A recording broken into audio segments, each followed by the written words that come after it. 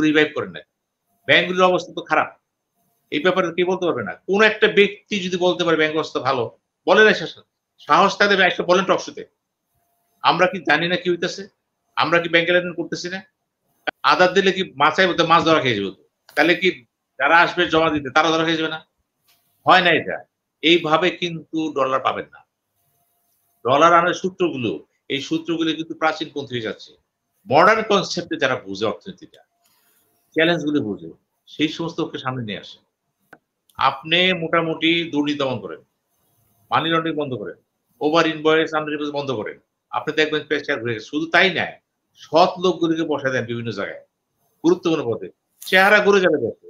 আমি পালন নিয়ে কথা বলেন না, ধর্মীয় অনুভূতি ব্যাপার, মানুষ যাবে। চিকিৎসা তারপরে যাবে। ভ্রমণ, মানুষের যদি ভ্রমণ না থাকে, মানুষ কি ঘরে বসে থাকবে নাকি? পৃথিবী দেখবে না? এগুলি না। আপনি ওই জায়গায় ধরেন, মানি যাতে পাচার না হয়। ওই জায়গায় ধরেন, টাকা যাতে ওভার ইনভয়েস, আন্ডার ইনভয়েস যাতে না হয়। যেখানে ধরা যায় সেখানে ধরেন। আর যেগুলি নিয়ে একেবারেই হালকা, সেগুলি ধরে জনরোষে যাচ্ছেন কেন? চিকিৎসা তো করছি। বাংলাদেশের চিকিৎসা যেহেতু আপনাকে উন্নত দিতে পারছে না। দিতে পারছে প্রমাণ কি? প্রধানমন্ত্রী চিকিৎসা বাইরে করতেছেন, সাধারণ সম্পদ বাইরে করতেছেন, মন্ত্রীরা যাচ্ছেন, বড় নেতারা যাচ্ছেন, তারা বিজনেসম্যানরা যাচ্ছেন, শিল্পপতিরা যাচ্ছেন। সবাই তো প্রমাণ করতেছেন যে চিকিৎসাটা ভালো পাচ্ছি না আমি। ওখানে গেলে কি হয়? একটা মনের তৃপ্তি আছে কিন্তু। এই যে ভারতের কথা বললেন, ভারতের চিকিৎসা পদ্ধতি কিন্তু আমাদের এখানে খুব একটা বেশি তা না। ওদের যে ব্যবহার কত আচার-আচরণ, ট্রিটমেন্টের যে নেচারটা, কথার যে ভঙ্গি, আমি জিজ্ঞেস করছি অনেকেই। ওই জিনিসগুলো কিন্তু মানুষকে আকৃষ্ট করেছে। এখন মানুষ চায় সেবা। সেবার অর্থ বাংলাদেশে যা তা তো না। বাংলাদেশে একটা চিকিৎসক গেলে আপনার যে সমস্ত হয়রানি করতে হয়, অর্থের যে দখল বাড়িতে হয়, একটু বেশি অর্থ যাবে। এখন প্রশ্ন হচ্ছে অর্থ কি যাবে? ডলারে যাবে। এখন মনে করেন ভারতের চিকিৎসা যদি আপনি ইন্ডিয়ান মানিতে হয়ে যায়, তখন কি করবেন? বাংলাদেশে পয়সা টাকাটা দিল, ইন্ডিয়ান কারেন্সি চলে আসলো। আপনার তো করার কিছু নেই। আপনি কিন্তু আল্টিমেটলি ডলার কন্ট্রোল করতে পারতেছেন না। আপনি বরঞ্চ কি করতেছেন? ওই কারেন্সি গুলি আবার ঘুরে ফিরে হুন্ডি দিকে চলে যাচ্ছে। যেগুলি হুন্ডিকে উৎসাহিত করবে সেটা যায় না। আমি মনে করি এই সমস্ত নিষেধাজ্ঞাগুলো হুন্ডিকে উৎসাহিত করে। কিন্তু করেন না। আপনি মোটামুটি দুর্নীতি দমন করেন, মানি লন্ডারিং বন্ধ করেন, ওভার ইনভয়েস আন্ডার ইনভয়েস বন্ধ করেন। আপনি দেখবেন পেশার ঘুরে গেছে। শুধু তাই নয়, সৎ লোকগুলোকে বসায় দেন বিভিন্ন জায়গায়, গুরুত্বপূর্ণ পদে। চেহারা ঘুরে যাবে দেখে। আমি তো এখনো বলি, ক্যাবিনেটে বেশি না ১০ টা লোক বসান। যারা শুধু বলবে আল্লাহর সাথে ওয়াদা করবে। হে আল্লাহ, দায়িত্ব নিয়েছি। আমি তোমাদের ছাড়া কারো চিনি না। ঘুরে যাবে চেহারা চেয়ে। ১০ টা সচিব চেহারা ঘুরে যাবে। দুদক বলছেন, সিআইডি বলছেন, ডিবি বলছেন, আপনি যে এসবি, যে সংস্থাগুলো আছে, ডিজিডিএফ, এনএসআই, যে যেখানে আছে মানে তারা কাজ করতেছে। যদি মনে করেন সেখানে সর্বক্ষেত্রে যদি বসাতে পারে, principal secretary, cabinet secretary, all the secretary, দেখেন বেশি দূর লাগে না তো। সুতরাং আপনি আসল জায়গায় হাত না দিয়ে কেন এই সমস্ত বলতেছেন? এগুলো তো হবে না। যেগুলি হবে না এগুলো হচ্ছে কিছু আমলা আছে সরকারকে সবসময় বিপদে ফেলায়। কুবুদ্ধি দেয়। এগুলি কিন্তু কুবুদ্ধি, সৎবুদ্ধি না কিন্তু। এতে কিন্তু কোন উন্নতি হবে না কিন্তু। বাংলাদেশ ব্যাংক তো নিজেই বিতর্কিত। সেখানে বাংলাদেশ ব্যাংক কিভাবে এই নির্দেশ দেয় অন্যান্য না, ব্যাংকের কর্মকর্তাদের ক্ষেত্রে? না, এটা ঠিক না। নির্দেশ সেই দিবে। সে তো অথরিটি। ডলারের ব্যাপারটা এখানে আছে। না, না সে সে ও হ্যাঁ, বাংলাদেশ ব্যাংক দিবে। ডলারের ব্যাপার আছে বলছে যে রিজার্ভের উপরে চাপ কমাতে ও ডলারের সংকট নিরসনে আ বিলাসপূর্ণ আমদানি নিরুৎসাহিত করেছে বাংলাদেশ ব্যাংক। কিন্তু বাংলাদেশ ব্যাংক যেটা দিবে, এখন তো আমি বলব যে বাংলাদেশ ব্যাংক ঢেলে সাজান। ব্যাংকের কর্মচারী অফিসাররা চলে যায়। কেন বিসিএস পরীক্ষা যায় কেন? ব্যাংকের যে কাঠামো ছিল, এখানে গভর্নরের পদটা আমলা থাকবে না। দেশের বিশিষ্ট অর্থনীতিবিদ যার স্বচ্ছতা আছে, যে মডার্ন অর্থনীতি যে বুঝে, একটা প্রেজেন্ট কনসেপ্ট যারা বুঝে, তাদের বসা। ওখানে কতগুলি পদ আছে কিন্তু দেখেন যে পোস্টিং প্রমোশন যেগুলো হয়, ইডি পর্যন্ত, ডিজি পর্যন্ত, ইন্টারনাল কিন্তু এগুলো। এইসব ক্ষেত্রে স্বচ্ছতা নেন। চুক্তিভিত্তিক পদ সব শেষ করে দেন।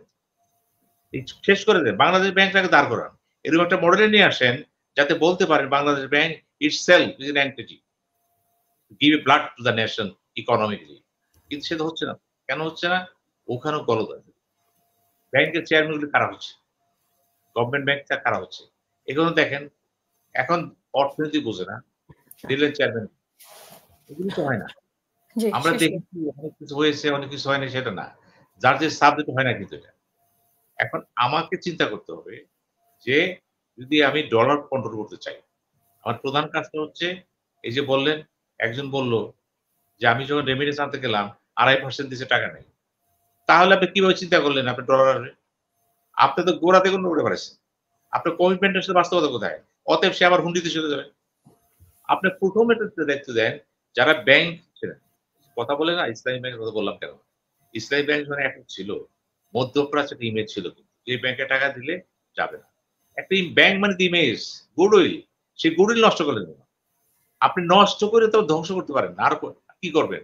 আমি মনে করি এখন সরকারের দায়িত্ব হবে যে সমস্ত গুডউইল ব্যক্তি যাদের গুডউইল আছে ওগুলো রিভাইভ করেন না। ব্যাংকগুলোর অবস্থা তো খারাপ। এই ব্যাপারে কে বলতে পারবে না? কোন একটা ব্যক্তি যদি বলতে পারে ব্যাংক অবস্থা ভালো, বলেন সাহস থাকলে একটা বলেন টক শোতে। আমরা কি জানি না কি হইতেছে? আমরা কি ব্যাংকে লেনদেন করতেছি না? কাজেই বাস্তব চিত্র কি? যারা গ্রাহক তারা বুঝতেছে না? আমরা একটা জিনিস চাই কি? আমি চিকিৎসা করব। আমি ভারতে করাবো, ইংল্যান্ডে করবো, যেখানে করবো। আমি ব্যক্তিগতভাবে আমি এফোর্ড করতে পারি। আমার বাধা দিবেন কেন? আর যদি বাধা দেন, চিকিৎসা দিতে হবে। এবং বলতে হবে সরকারের কোন কর্মচারী, কোন মন্ত্রী, কোন এমপি বিদেশে যেতে পারবে না। তারাও পাবে না কিছু। যাচ্ছে কেন? দেখেন হালকা নীতি দিয়া, হালকা করে দেশ চলবে না। নীতি একটাই। হবে না। মাহাথির কি করছিল? ডক্টর মাহাথির চিকিৎসা করে নাই। কারণ করব না। যতদিন সে হাসপাতাল করলো, সে চিকিৎসা করলো। দ্বিতীয় আনতে পারে না। উদাহরণ তো আছে। আপনি উদাহরণে যাবেন না। খালি কথা বলবেন। করতে পারেন, সবই করতে পারেন। যেমন ধরেন প্রধানমন্ত্রী এই যে সোহরাওয়ার্দী হাসপাতালে লেখা ছিল যে আমি কখনো দেশের চিকিৎসা করব না। আমি দেখে অবাক হইলাম। ভালো কথা। এটি এখনো আছে। এখনো আছে, আমি গতকালও দেখেছি। এটা দরকার আছে। এটা যখন লেখা হইছে, তাই প্রধানমন্ত্রীকে চিন্তা করতে হবে এই লেখা রেখে কিভাবে যাই? আর যেতে হবে। কোন জিনিস সব হয় না এখানে। তাহলে আমি যদি যেতেই হবে, তো কেন আমি লিখতে যাবো? ওই সাইনবোর্ড নামাই দেন। যে সমস্ত লোকগুলো এই কাজটা করেছে তারা প্রধানমন্ত্রী ইমেজ নষ্ট করেছে। এইগুলি বন্ধ করে। আমি তো এখনো বলতেছি ডলার কোন সংকট না। সরকার ভাবতেছে ডলার আছে দেশে। প্রচুর ডলার বাংলাদেশে রয়ে গেছে কিন্তু। টাকা কাইটে কুটে নিয়ে সব ডলার নিয়ে তারা বাক্সে ঢুকে রাখছে। মাটির নিচে রাখছে। যে বারাকাত বলে যে সিন্ধুক কত সত্য তো। এখন এই ডলার বের করবেন কেমনে? এই যে এবার কি করলেন? আপনি বললেন যে 15% দিয়ে ছেড়ে দেন। প্রধানমন্ত্রী কি বলছেন? শেষ করবেন না সিনা ভাই, আমরা শেষ করব না। আমি আধার দিছি ধরার জন্য। উদাহরণটা হলো আধার দিলে কি মাছাই বলতে মাছ ধরা খেয়ে যাবে। তাহলে কি যারা আসবে জমা দিতে তারা ধরা খেয়ে যাবে না? হয় না এটা। এইভাবে কিন্তু ডলার পাবেন না। ডলার আনার সূত্রগুলো, এই সূত্রগুলো কিন্তু প্রাচীনপন্থী হয়ে যাচ্ছে। মডার্ন কনসেপ্টে যারা বুঝে অর্থনীতিটা, চ্যালেঞ্জ গুলো বুঝে, সেই সমস্ত লোককে সামনে নিয়ে আসে। আপনারা দেখবেন চেহারা ঘুরে গেছে। আমি তো মনে করি বাংলাদেশ ব্যাংকের এই সার্কুলারটা নিছক একটা গতানুগতিক পন্থা করছে, আরেক ধাপ পিছিয়ে দিচ্ছে। হুন্ডিকে উৎসাহিত করা হয়েছে। ধন্যবাদ।